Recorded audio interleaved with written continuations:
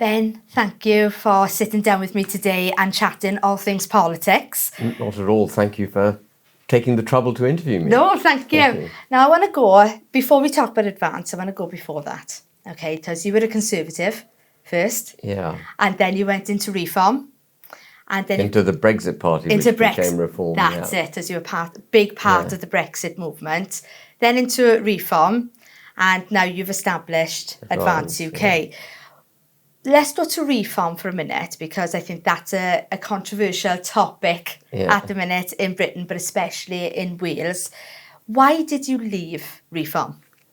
So there were multiple reasons why I left Reform. I did a little piece to camera on the 28th of November 2024, if people really want to know precisely why I left. But it was a multiplicity of different things, including fundamentally that the party wasn't democratised, that contrary to the representations made by Farage and Yousaf, after a campaign that I'd fought, which you may remember, I fought a campaign from July through to November 2024, trying to get the party to democratise, recognising that, you know, Farage alone cannot be Reform, and Reform cannot just alone be Farage, because you have a point of weakness, and if that point of weakness should somehow break, the party that the entire nation's hopes and aspirations were resting on would cease to be. Absolutely. And Farage is a great campaigner and all the rest of it, but you know, you need for the kind of change in governance that this country requires, you need a team of Herculean minds and sort of fortitude to do what's required. Right. And if you have a party with just one guy, particularly Farage, I don't want to get into too much of a Farage bashing exercise, but you know, it's very difficult to gather that team around you. Sure. So it was fundamentally the fact that it wasn't democratized, contrary to whatever Yousaf and Farage were saying in that period. They didn't do it. They still haven't done it, by the way. They still have control of the party. But also they were flip-flopping on really fundamental issues. Yes. You know, back in November 2024, Farage was on the record saying he didn't want all illegal migrants deported, that he didn't think it was politically possible, and he had no ambition to do it. Yeah. That we mustn't politically alienate Islam, whatever that means. But one of the biggest threats I think our culture has, and we can talk about culture if you like. Yeah. For me, culture is the fundamental building block of our understanding of who we are as a people, how we are comfortable with each other. Yes. Because if we're all of the same cultural disposition, then we go about our daily business absolutely confident that the country is one country, that we are a people. And our culture has been so badly undermined and attacked. And I'm afraid at the heart of that is the protection, promotion, and celebration of Islam. Yes. Islam has caused real issues in this country. And for Farage to come out and on the record saying, you know, he doesn't want to politically alienate Islam, tells me that he's not prepared to actually do what's required to settle the British culture, to take us back to a place where we understand who we are as a people. You know, absolutely crucial thing. So it was partly that, partly the lack of democratization. And then, you know, even then it was clear to me he was taking Reform into being Tory Mark II. Yes. And you can't fix the problems created by the Tories by becoming the Tories. Tories, right. You know, and it was that, and there were like half a dozen other reasons I gave, but fundamentally those were the issues. So do you think, obviously Britain needs radical change. The political system needs a radical change. Yeah. But Nigel Farage offered that at the beginning, and now, a year, 2 years later, is now backtracking on the radical change. So we're just going to get the same as what we've had before. Absolutely. I mean, you look at the complexion now of Reform, and it is a bunch. I don't want to say this, but it's true. Yeah. It's a bunch of failed Tories. Right. You know, and Nadeem Zahawi is perhaps the best example of the worst kind of Tory that you could have. No, I can't understand why they've brought him on. That's the mind boggler for a lot of people. Somebody, you know, in 2013, he was at the Oxford Union making the case for an amnesty on all illegal migrants. And this guy's now in Reform. So how is Reform going to deliver? This guy had to leave office because of his tax affairs not being in order. Right. You know, this guy was pro-lockdown, pro-vaccine mandate, all these things which stand against individual liberty, democracy. Zahawi ain't the answer. Whatever the question is, he's not the answer. Absolutely. But this poses a bigger problem for us down in Wales. Okay, because we've had Labour in office for over 20 years. Yeah. And now Reform have come onto the scene and could potentially win the election for the Senedd. And that means that we've got change for the first time in a long time. However, with Reform and the backtracking that Nigel has done, do you think that's good for Wales? That Reform come in? I mean, as I say, I don't want this to become a Farage bashing exercise. I've done a lot of Farage bashing over the last couple of years. Yeah. But you can't deliver radical change by becoming, mediocre or moderate. Right. Not that you need to be extreme, but to be radical, you've got to be radical. You have, yes. Right? And if he's going to get into a proportional representation parliament, the Senedd, and effectively just become part of what was there before, there will be no change effected. But the other fundamental thing, which I think Farage gets wrong, I don't know where you are on this, Faith, but I don't think devolution served this country at all well. It's been terrible. It's been terrible. All it's done is given a platform for separatist voices, like Plaid Cymru. Yes. And we should stand against that. And Farage is on the record saying devolution's done. I'm not going to have that debate. Well, I want Wales, Scotland and Northern Ireland to be firmly part of the Union of Great Britain and Northern Ireland. We are together. We are together. Yeah. If we don't stand... I mean, what I don't get with these politicians is... I mean, I get the whole friendly... England wants to thump Wales when we get, when we play you at rugby. Yeah. And I'm completely behind wanting to thump Wales. Yeah, absolutely. Don't get me wrong. And that's lovely. It is. But that's brotherly love, if you like. Yeah. And it's a healthy kind of little fight that we have. But this country is under attack by international forces that would wish to rip this country apart. Yes. And any political party that allows separatists to have a platform and gives them voice and doesn't attack them for the separatist voice that they're expressing is a problem. It is. And they will allow this country to be separated. Farage, Reform in Scotland, is actually recruiting or has tried to recruit members of the Scottish National Party. They even tried to recruit the deputy leader of Alba. Do you remember? That's Alex Salmond's new party. Yeah. Ultra kind of get Scotland out of the UK. Yeah. They try to recruit the deputy leader, who of course refused to join Reform and made the whole thing public. Sure. So what is Reform's philosophy? What are they going to deliver for this country? Farage doesn't care about Northern Ireland. No. He's on the record saying a united Ireland is inevitable, that Mary Lou MacDonald, who's head of Sinn Féin, is a perfectly reasonable human being. Well, this is a woman who doesn't recognise that the IRA was a terrorist group that needs denouncing. The IRA killed people in this country. That's true. We cannot be sidling up to the flipping IRA. No. So what is Reform? That's my question. What is Reform? But it almost seems like Nigel's doing a bit of a Keir Starmer, which putting out all the good stuff that people want to hear. Yeah. But when the push comes to shove, not doing it. No. And we're in real danger with Reform doing that. However, we haven't got much options in Wales. No. And this is a real problem for us. However, Advance have just come on the scene. Yeah. Right now, I've interviewed Pete Prosser. Yeah, he's a lovely man. Oh, fantastic guy. I've met him twice before. Yeah. And just down to earth, regular, loves Wales, but it's got a heart for Britain. Yeah. But with Advance, they haven't got the platform that Reform have got right now.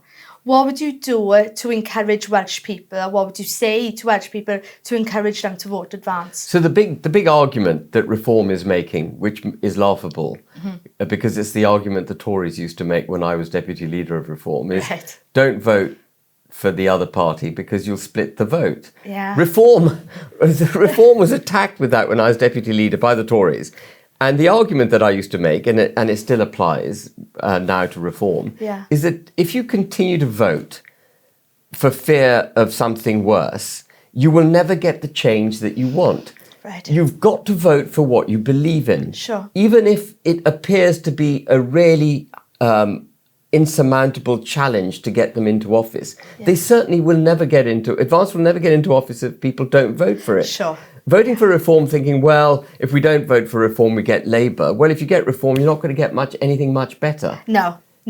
So what I would say to people in Wales and right across the United Kingdom is, please look at who we are. Yeah. Read our mission statement. Read the policies. We've now got effectively 3 policies out there which people can read, which are the foundational policies. 2 of them are the foundational policies of the party.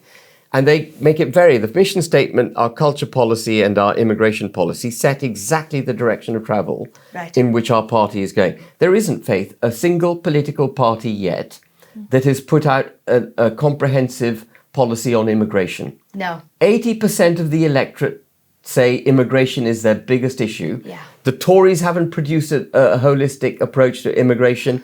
Reform hasn't done it. Restore hasn't done it. Yes. Restore has come out with a mass deportation policy, which actually, again, doesn't take into, actually sets aside the UK, which you can go into it in detail. Yeah. But they haven't come out with an immigration policy.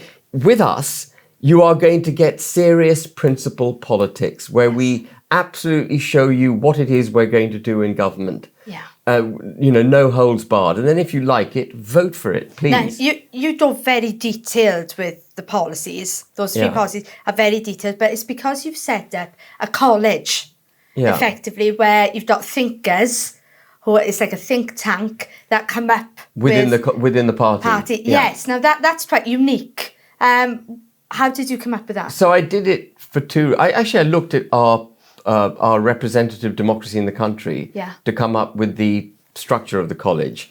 And the reason I spent a lot of time thinking about how a political party should be structured. Right. To make sure of 2 or 3 things.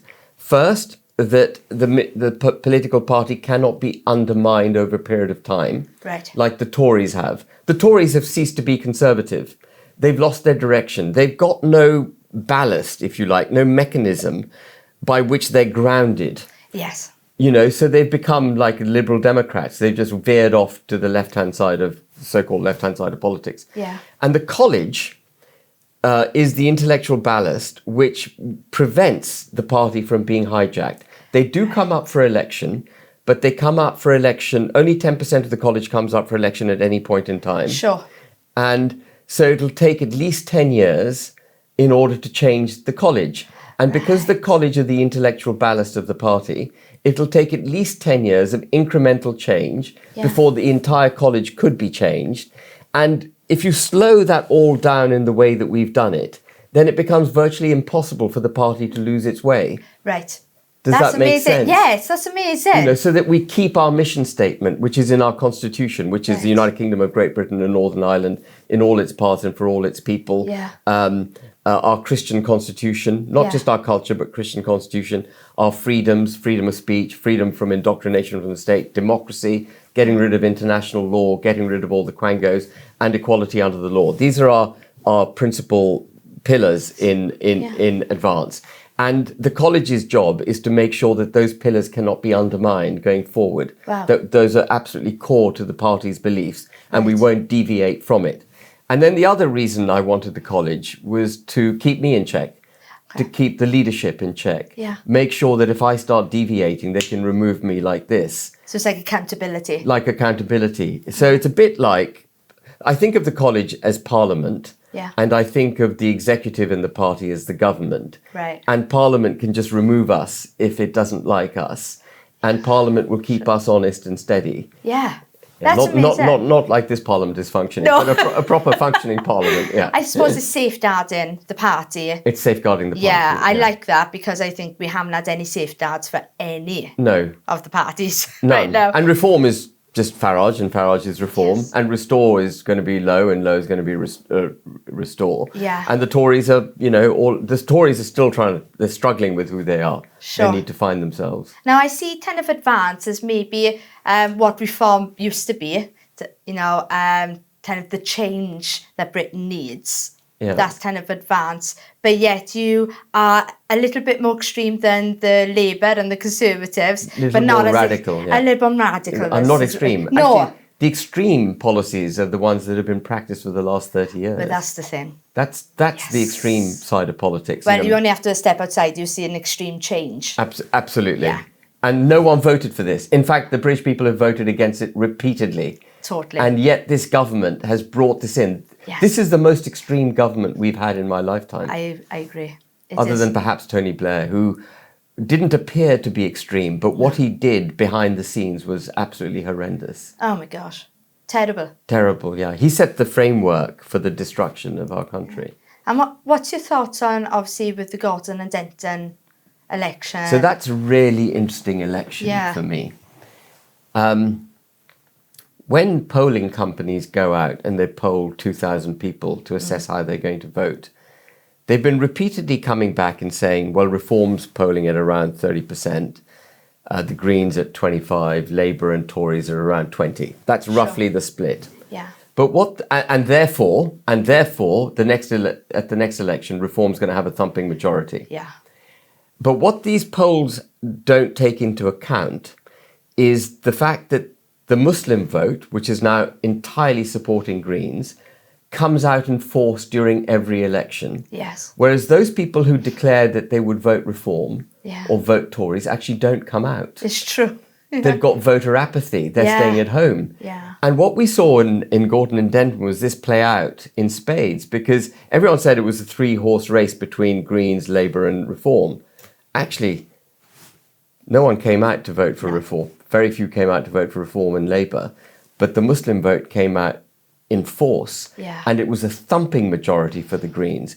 And this is going to play out right across the country. Okay. It's going to play out. The Muslim proportion in Gorton and Denton, I think, is about 30% of the constituency. And it's not as high as that in other parts of the country. But it can be decisive. Yes. Because all of them vote. Right. And they're all going to vote Green. Yeah. And so they will prevent a Reform majority government. Yeah. The right-hand side of British politics needs to wake up to this very quickly. Sure. You know, we've got until 2028, 2029 to get our act together. But people like Farage, Lowe, Kemi Badenoch and, myself, we need to be very mature and responsible about how we behave in 2028, 2029 to make sure we don't get a Green government. It's so true. But if it's not strategic, that's exactly what we're going to get. Yeah. And I think if people are afraid of speaking up, and I see this a lot, especially boots on the ground people, they're afraid to say, we've got an issue. The Islamists and the Muslim population is an issue for us right now. It's an issue, and the government's about to prohibit any debate on it. I know.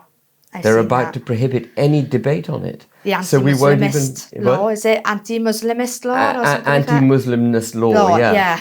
So he says it's non-statutory. Steve Reed, when he came out, what is he? He's the Culture Communities and something or the other secretary. And he came out and he said it's non-statutory. But there's no such thing as non-statutory. The minute the government says this is anti-Muslim behaviour, then courts will look at that as a guideline when they're judging a situation. Sure. Institutions, public bodies, public sector bodies, they look at that to find the way that they should govern themselves. Yeah. The police will look at it. Non-crime hate incidents is not a statutory reason to be arrested, but the police are arresting people for non-crime hate incidents. So they're going to do the same with this. And I don't know if you saw my little piece to camera that I did. This is not just an attack on free speech. This is actually the prevention of criticism of Islam and therefore the promotion of Islam over and above and to the detriment of our Christian constitution. It is basically saying Islam will become the religion of the United Kingdom. That's where this law is going to take us. And there may be many viewers who are looking at me saying Ben is being alarmist. I'm not being alarmist. No. A law today, a government direction today is culture tomorrow. Yes. People start adhering to that approach and we will become a Muslim country. And I don't need to get into a debate over whether Islam is a good religion or a bad religion.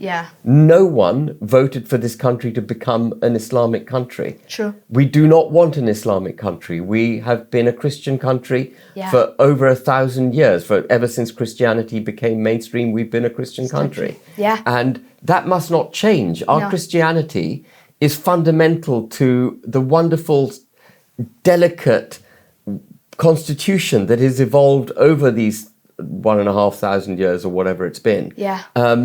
It's absolutely central to it. It's Christianity that has been the patrician force in, for example, getting rid of the slave trade, in shutting down the slave trade abroad. It's Christianity's, our wonderful, delicate form of practice that's allowed debate to take place unfettered in this country. But do you think it's because we've forgotten our history? We've forgotten about William Wilberforce. We've forgotten about these amazing men of faith that changed this nation. Yeah. And we're not being taught this. Yeah, we've set it aside. Multiculturalism, progressive discrimination prohibits a genuine education in British history. And we should all be really profoundly proud of our history. I'm going to be moved emotionally in a second, but we are the best country in the world. We absolutely are. By miles. Yes. Our empire was the best empire ever. Yeah. Wherever it went, people want to complain about it now, they're rewriting history. Yeah. I had the great benefit, Faith, you probably hear me say this in various speeches, but I had the great benefit of being born in 1965 in Karachi. And so 1965 was 18 years after partition, after the British rule ended. Yeah. 18 years after British rule ended. But there was a tailwind of British colonialism still going through Pakistan when I was growing up, when I was born there. I left the country when I was 13. And that was a wonderful, wonderful settlement. Pakistan was peaceful. Yes. It was a country on the march. The judicial system worked because of the British. All the fundamental public sector bodies worked. Yeah. The irrigation system worked. Telecommunications worked. Everything flipping worked. Yes. Yeah. And that was all because of British legacy. Yes. And my peer group loved the fact that it had been part of the British Empire. Yeah. And I had, obviously, when I was younger, I had many, many friends who'd lived through the British Empire in Pakistan. They all loved it. Yes. They all bemoaned the fact that British rule had gone. And my own, you may have seen my speech at the Oxford Union, but I had a cook. Sorry, I'm really going off path. No, I love it. Carry on. Yeah. My family had a cook, a guy called Yasin. And when I was sent away to boarding school in 1979, I spoke to Yasin and I said, I'm being sent away to boarding school in England. And he said, oh my goodness, that's the best news I've ever heard. Oh, wow. You're going to the best country in the world. Yeah. And this is from a guy who was born in, sorry, I'm being moved. Yeah. I'm moving. Anyway, he was born in 1900 or so. So he was 79 when he was telling me this. And he said, again, I'll just repeat what I said in my Oxford Union speech. He said that Queen Victoria is the best queen that Hindustan has ever had. Wow. And Hindustan is the broader term used for what was Pakistan and India. Sure. And not has. Queen Victoria is the best monarch that Hindustan has. And I said, no, Yasin, she's dead. Yeah. And he said, no, she'll never die. Wow. And that's how they felt. And we've traduced that history. Do you think that's because, though, as nations, we're fighting for identity? I mean, as individuals, we fight for identity, but we've forgotten that every nation has a purpose. Yeah. And the purpose of the British Isles is to bring order. And I think... Yeah, well, we've been a force for good. We really have. Yeah, and we've forgotten it. And when you set particularly in this country, which has been so good, if you set aside that which is you, you've lost it. Yes. It's gone. We've lost our identity. Yeah. And that's why the first policy that Advance UK came up with was one on culture. Right. I don't know if you saw my speech on culture, but I did. It's fundamental that we remind ourselves who we are. Yeah. And culture is a difficult thing to define, but it comes to us through our language, our understanding of our history, our heritage, our music, our great buildings, our national heroes, our statues. Yeah. These are things we must never forget. We must not let people like Sadiq Khan pull down our statues. Right. The fact that Winston Churchill is no longer... When I was a child, there wasn't a single person in this country who would say anything other than Winston Churchill was one of the greatest Britons that ever lived. Yeah. And now opinion is divided. It's terrible. It's terrible. St. Paul's Cathedral had on their website until about a couple of years ago that Winston Churchill was a white supremacist. This was on St Paul's Cathedral's website. This is how hijacked we have become. And we've got to fight our way back to reacquainting ourselves with ourselves. So are you saying then that advance, at the heart of advance, is finding the truth again? Yeah, about who we are as a people. Reestablishing. I know the truth of who we are. Yeah. I have the lucky privilege of having lived it. Yes. You know. Yeah. And so that has to be reinforced. That has to be restored. Okay. And so obviously we've got the Welsh elections now coming up in May. So there's only 6-7 weeks we've got left. There's no candidates out yet. No. Policies or anything. So Pete is working on all of this. Yes. I mean, when we launched Advance, I did say that we would focus on the general election. Sure. Because there isn't much time to do stuff. But Pete's keen to run in the Senate elections. Yes. And if he wants to run, well, a political party is here to run in elections. True. And so I've given him a free rein to find candidates that he wishes to run and then run them in the seats he wishes to run them in. It is proportional representation. Yes. It's using the same system as the European Parliament uses. It is. So you're well acquainted with this system. Yeah, and there's a good chance of getting some seats. Yes. Yeah. And I suppose that's the main aim of Advance right now, is getting some seats, so at least there's an opposition within the Senate. Yeah, and to get our brand out there. Yes. You know, fighting these elections is as much as getting people to understand that we exist as it is to win an election. Sure. Now, moving on to Christianity for a minute, as you've talked a little bit about Christian values. I myself am Christian. I'm a minister in South Wales as well. Yes, that's partly what I do down in South Wales. Not many of the parties are coming out saying that we're a Christian country. Yeah. Because the moment you say something like that, you are now dubbed as a Christian nationalist. Yeah, which is far right. It boggles my brain. How did it become far right to be Christian? I have no idea. But do you really believe that the laws and our morals and our values are based on Christian principles? Absolutely, yeah. Absolutely. I mean, we talk about the fact that we live in a liberal democracy. Yeah. And which is a great thing. And can I just talk about liberal democracy for a second? So people roll off that expression as if its meaning is self-evident. But actually, liberalism and democracy stand in opposition to each other. Sure. Liberalism is the championing of the individual's rights, and democracy is the championing of the majority's rights. Yeah. And often the majority can be oppressive to the individual, but the individual mustn't trounce the majority's interest. Right. There's got to be a healthy tension between liberalism and democracy. Yes. And all the great moves that this country has made actually have been made not through liberalism, but through patrician care. Right. And patrician care, I forgive using a male word, but that's... No, I understand. Patrician care comes from Christianity. Yes. We didn't abolish the slave trade because we wanted to liberate the slaves. It was because we understood through our Christian patrician attitude that slavery was wrong, and that it should be abolished. And I think people have mistaken the forces that have brought this country to being the great country it is. Liberalism has played a very valuable part, I think, particularly in the emancipation of women, and then making sure that women are treated fairly in the workplace and so on. Sure. But liberalism now has gone too far. Yes. And in the pursuit of individuals' rights, the majority's interests are being ignored. And this is where minority interests are trumping the majority interests. Yes. And so if you take Islam again, through progressive discrimination in favour of ethnic minorities, and ethnic and minority religious beliefs are now about to be exalted to yet another level because of this anti-Muslimness law, that minority of people will trump the interests of the majority in this country. Right. And that, as we discussed at the beginning of this interview, that'll set aside Christianity. Sure.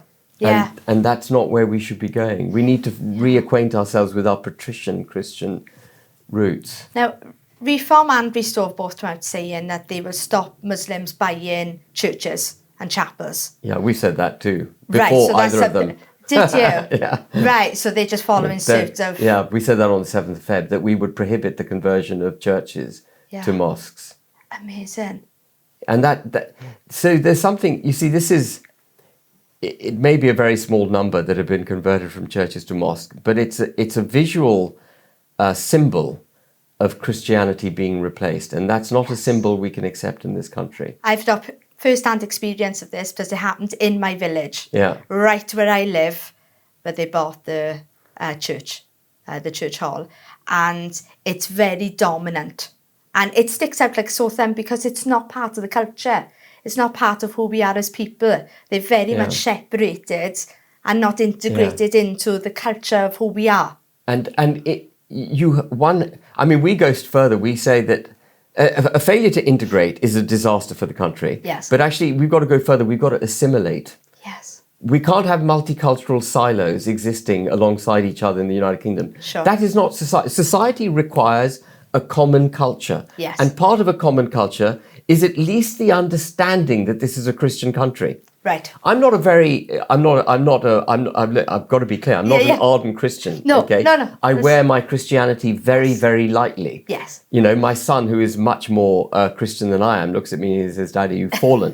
But I do appreciate the absolute critical nature of the glue that Christian constitution provides for this country. You can have an appreciation for something without having to be that thing. Yeah, I mean, there are degrees of being Christian, aren't there? Yeah. But when it involves my son's morals, evangelical. Yeah. Oh, me too. Yeah. But I suppose Christianity is the foundation of British culture and has the capability of keeping absolutely the culture. It's a hand on the tiller. It really is. Yeah. And I think people have forgotten that. I think because our way of life has changed over the years.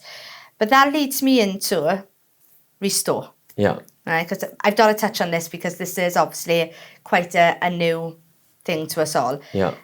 Rupert Lowe has come out, kind of putting his colours to the mast, then let's put it that way. Yeah.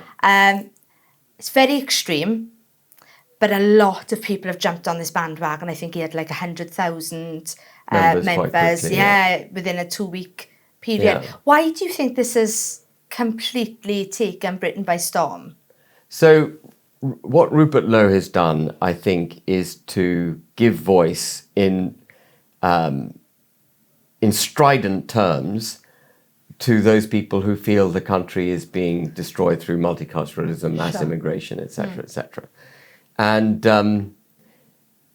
that's a good thing. It's a good thing that as a movement, Restore Britain was shining light on this, so that the centre of gravity of acceptable debate could move to the right. Absolutely. And that we can then start making policies for the betterment of the country that are sensible. Yeah. You know, it's extraordinary. I'll come back to Restore, but you know, the views I hold are the same views I held in the 1980s. In the 1980s, they were just moderate. Now they're regarded as far right. True. And so what Rupert Lowe has done very well is to move that centre of gravity. And others have done it. I've done it. Yes. And to be fair to Farage, he's helped too. You know, everyone's been moving this centre of gravity to the right. But I think in some of the strident language that it's not Rupert Lowe who uses this strident language. It's a guy called Alistair Harrison who does all Rupert Lowe's tweeting, posting on X. Yeah. And he's, 30 odd, and he's doing these punchy. People think they're hearing from Rupert Lowe, they're actually hearing from Alistair Harrison. And it's all great when you're a movement, but when you become a political party, then it's a slightly different thing, because you've got to, in my mind, you've got to find a peaceful mechanism by which this country changes. Yes. If you start promoting voices that could potentially become really very aggressive, and some of the voices I'm hearing from Restore are now very aggressive, you will end up actually breaking that which you wish to save.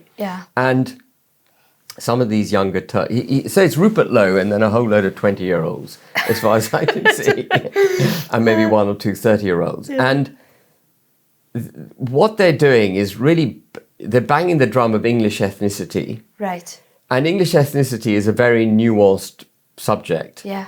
You know, I believe I'm completely English, but I don't think that they would think I'm English. Right. And even though my dad's Pakistani, I live and breathe England. Yeah. And I love the United Kingdom. I'm British and I'm English. Yeah. And a lot of people would dispute that. And they would dispute it. It's a great debate to have. I'd love to have that debate with some of these young Turks. Yeah. But there's no place for it in a political party. No. Because the minute you start talking about English ethnicity, apart from anything else, the minute you start talking about English ethnicity, then you have to recognise, obviously, that there's Scottish, Welsh and Ulster ethnicity. The minute you recognise that as a political party, right, then you're giving, again, voice to separatists. Sure. They go, well, we're Scottish, we want to be Scotland and we want to leave. And if you're a political party and you've made the case for all these different ethnicities, you go, well, okay, I get it. You want to be Scotland, off you go. Yeah. And it's a surefire way to end the existence of the United Kingdom. So great to have this debate. Yeah. It's a very nuanced, complex debate. I'm prepared to have that with anyone as a philosophical point of debate. But when it comes to policy making and political parties, then we must define ourselves through a common culture for the United Kingdom and let people identify as whichever part of the UK they wish to identify with. You know? I think this is what people want to do, though. They want to destabilise Britain. And the one way to do it is to make the Scottish feel like they don't need the English, make the Welsh feel like the English are against them. Absolutely. And that's the way that we can separate everybody when it doesn't exist anymore. No, absolutely. And this has got to stop at a political level. Yes. I mean, keep it going on the rugby pitches. Absolutely. But stop it at a political level. How do we do that? Well, we've got to make the case for the United Kingdom of Great Britain and Northern Ireland and the great culture that we share, our shared history, the strength that we get from each other. No country ever... So we're a kingdom. We're not even a country, really. I know I talk about the nation-state of Great Britain and Northern Ireland, but we're a kingdom of 4 nations. And our kingdom cannot be strengthened by throwing any part of it under a bus. It's true. You know, and the minute you're prepared to throw, let's talk about Northern Ireland, because they're the ones that are in greatest danger at the moment. Yes. I think the Welsh and the English-Welsh bond is the strongest bond, you know, within the kingdom. But the bond with Ulster is weak because of what the government's done with the Northern Ireland Protocol, handing over Northern Ireland effectively in many ways to the European Union. It's still very much part of the EU, you know. And if you take the view that actually, you know, if you're an Englander and you think, well, you know, to hell with the blooming Northern Irish, they're a pain in the arse. All they do is complain. They cost a lot of money, you know. But if you throw 1 million Brits under the bus, what kind of country are we? Yeah.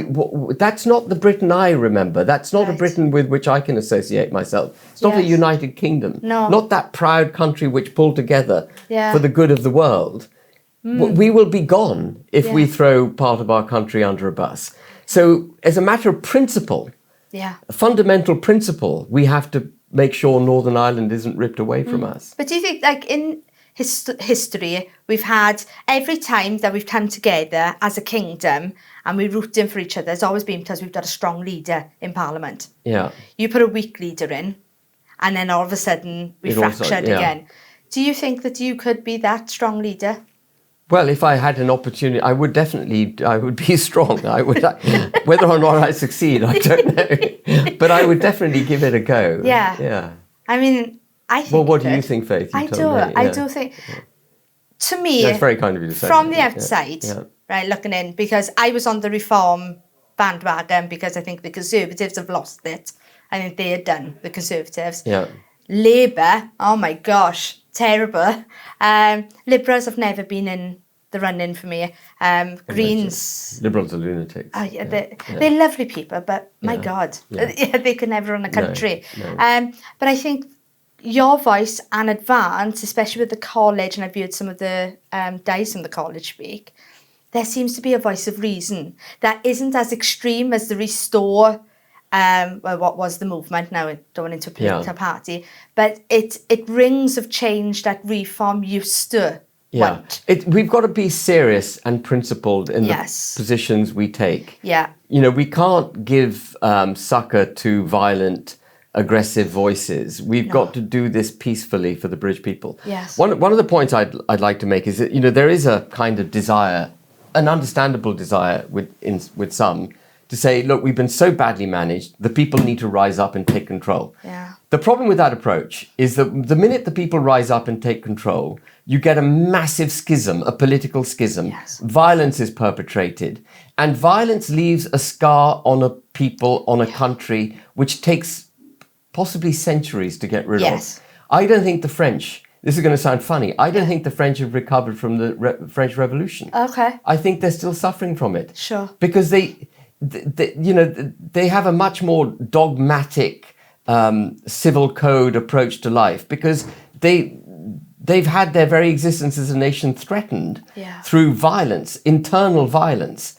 And what this country did so well, apart from, what happened with Charles I, which I think is the last time it had, that civil war, what this country's done since then is actually to incrementally evolve, step by step, very slowly, to make sure that the country was always pulled along, that our culture was sensitive, kind, respectful, able to evolve, and I don't want a schism where you get violence that makes the change. But you won't get back to the country that we used to have. No, so you're looking for radical change, but in a mode of peace. Yeah, radical change, not extreme, radical change, peacefully delivered. Right. That's critical. I think that's what Britain needs. That's what we need, yeah. And that's where reform, that's at some point, there's got to be a very grown-up, not yet, we've got to have the fight with reform and the Conservatives. We've got to all fight each other for what the correct solution is. Yes. And Advance's job between now and 2028 is to put out the policies, make the arguments, win that debate. I've said this many times. We've got to win the debate. Then if we win the debate, then if we can make a majority government, great, to hell with everyone else. If it looks like we can't, then we've got to sit down and have a really, there's got to be some form of relationship. There's got to be a grown-up conversation where people like Farage and Badenoch and whatever have to understand this is the solution for the country. Yeah. And everyone needs to bind into that solution. What people call unifying the right. It's too early to unify the right. Yeah. We need to have a goddamn scrap at the moment. But do you think that could possibly be what could happen in Wales, is unifying the right? So you've got Pete with Advance there, you've got Dan Thomas with Reform, so a couple of right-leaning parties there. If we could unite that right so that the seats are given to the right-leaning parties. So the way to unite the right is to have the debate now. Okay. And then win the debate. And so that the right can unify around a set of policies and beliefs. Right. Which will then obviate the need for a particular party, this party or that party. Yes. The way to do it is to win this debate. So chuck them in a room and leave them scrap? Well, no, win the debate with the British people. Okay. And then chuck them in a room and say, right, well, this is what the British people want. Right, okay. So we could possibly, so this could happen for Wales in the next 6 weeks when Advance announced candidates and everything and their policies. We could see, this is a very real possibility, like because it happened to Rupert Lowe, that all of a sudden it just explodes. Explodes, yeah.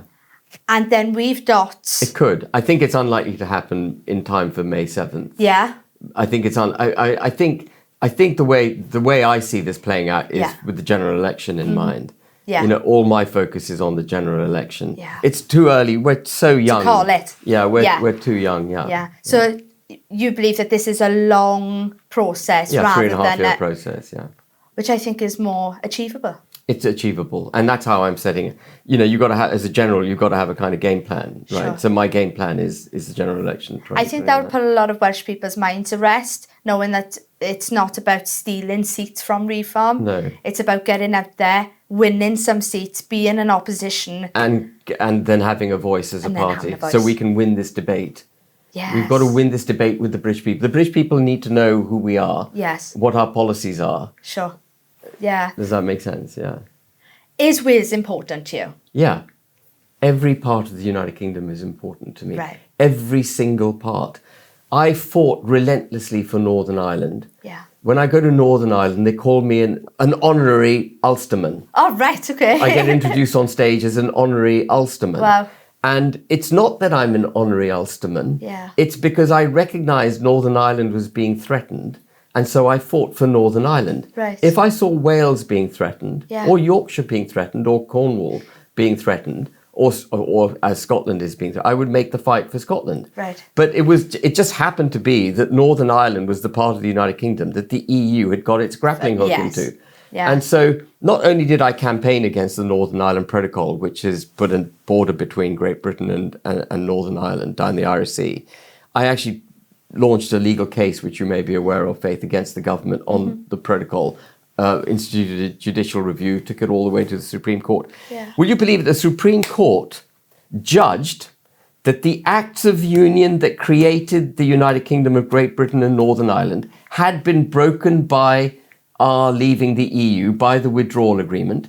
The Supreme Court agreed with us that the acts of union had been broken, and yet it disagreed with us that therefore the Northern Ireland Protocol was illegal. That doesn't make sense. It doesn't make sense. The acts of union, if anyone has a moment, I highly recommend you read the acts of union. There are 8 paragraphs in the Acts of Union 1800. Right. Which is a joint act passed by the Irish Parliament and by the English Parliament, the British Parliament, back in 1800. And it sets out in 8 paragraphs so brilliantly what it means to be the United Kingdom of Great Britain. And then it became Northern Ireland after the Republic was formed in 1920. Yeah. And what it says, Article 6 says, is that every part of the United Kingdom must be on an equal footing with every other part of the United Kingdom. And no monarch, and by monarch they mean government, no government can sign an international treaty which would put one part of the United Kingdom on an unequal footing with any other Right. part. So the Northern Ireland Protocol was fundamentally illegal. Right. Okay. Fundamentally illegal. And what the Supreme Court said, so I'm going down a bit of an explanation, but it's That's really good. interesting. Yeah. What the Supreme Court said was, notwithstanding the fact that it breached the fundamental foundations of this country, the Withdrawal Agreement Act, which Boris Johnson passed, supersedes and sets aside the Acts of Union. So we actually don't really have a United Kingdom of Great Britain and Northern Ireland at the moment. But a Supreme Court recognises that the Acts of Union, Article 6 of the Acts of Union, has been broken. But here's the really crazy thing. Article 3 of the Acts of Union creates Parliament, empowers our Parliament to be the Parliament of the United Kingdom. Yeah. So if you take the Supreme Court's ruling to its natural conclusion, Parliament, if it could set aside Article 6, it could set aside Article 3. Sure, yeah. Parliament could vote itself out of existence. Now, this is just ridiculous. Yeah. Parliament has no ability, no authority, no right to cease to exist without the British people giving it the blessing to do so. Sure. And so the Supreme Court, which we would abolish, has ruled that actually Parliament has done something which is patently, in my mind, unacceptable from a constitutional perspective. Absolutely. That's how far we've fallen. So when you say, would I fight for Wales? I'll fight for every part of this country to stay part of the Kingdom of Great Britain and Northern Ireland. Because you're a British man. First and foremost, we must remember we're British. Yes. Yes. And I think we've forgotten. Yeah, we've forgotten that. Do you know the other interesting thing? This whole debate that's been taking place over ethnicity. Yeah. Until 1948, stop me if this is boring. No, Faith. I love it. Yeah, okay. I'm Until 1948, every citizen of every colony of the British Empire was a British subject. Yeah. So I met Lord Sewell the other day, who is black and was born in 1959. His parents came from Jamaica. When his parents came from Jamaica in 1950-something, they didn't come to the United Kingdom with a Jamaican passport. No. They came to the United Kingdom with a British passport because they were already British. Yes. So this debate about ethnicity, Lord Sewell and I are, in my mind, as British as any British person could be. Totally. We're British. We were British subjects. No, I wasn't. My father was. Yeah. Even though he's Pakistani, he was a British subject. Yeah. And my mother is British, blonde, blue-eyed English. And so we are British, and we've got to stop this stupid debate.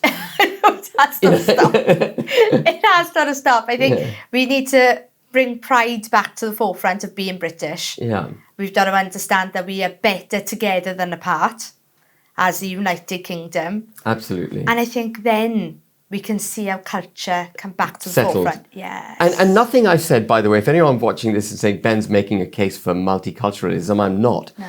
Multiculturalism must stop. Mass immigration must stop. The rate of change of our demography must stop. Yes. These things all have to stop because they are undermining our culture. Yes. They're undermining our country. Yes. It's so true. And I suppose to be clear, you're not saying that nobody is welcome here. What you're saying is it's got to be managed effectively. It's got, and it's completely out of control at the moment. It really Yeah. Telling me it's terrible at the minute. I think, well, we're in London and you only have to step outside and see how different London is. I mean, this liberalism, for example, this stupid form of liberalism we've now got, which I mentioned earlier, now says, women can do whatever they want to, including wearing the burqa. And that comes from liberalism. Now, the burqa could not be a better example of how the liberation of women is being set back than by the burqa. Yes. It is the outward expression of the repression of women. It's control. So how the hell does liberalism get through to arguing that the burqa is a good thing? Yeah. But I think it's feminism gone mad. I don't think, feminism is very much at the forefront of everything. And but it is feminism gone mad. It has gone mad. Whereas now you can do anything you want. You can even be controlled. And that's fine. And you can be controlled if that's what you want to be. Yeah. And actually, and men can be women now. And so women can be threatened in their toilets. It's bizarre. It's bizarre. And this is all on the altar of liberalism. Yes. Which is why reminding ourselves of our patrician Christian roots is helpful. Right. But the problem is the church has gone mad. The church has gone mad too. You've got Cherry Van, who's the Archbishop of Wales, is an openly gay woman. You've got trans bishops in the pulpit preaching. If the truth is not coming from the church, how do we expect it to go anywhere else? Our church has fallen. It's very sad. It's very, very sad. It's very sad. But I think if we make the constitutional... I do highly recommend people watch the speech I gave on the 7th of Feb or read our policy on culture, which is on our website. If you see what we want to do there are absolutely legislative changes we want to make in order to restore our culture. Sure. If we do those legislative changes, I think the church will come right too. Yes. The church has been hijacked by the state. Yes, it has. Yeah. And we need to get the church back. If the state can find its footing again, I think the church will too. I completely agree with you. And I look forward to seeing what you're going to accomplish in the next 3 years. Well, so we'll see. I know. We will wait to see. Yeah. But thank you so much for sitting down and talk to me. Hopefully we'll get to do another interview thank you very on the other much. side of the Senate elections. Yeah, So thank you, Ben. No, thank you. Thank you.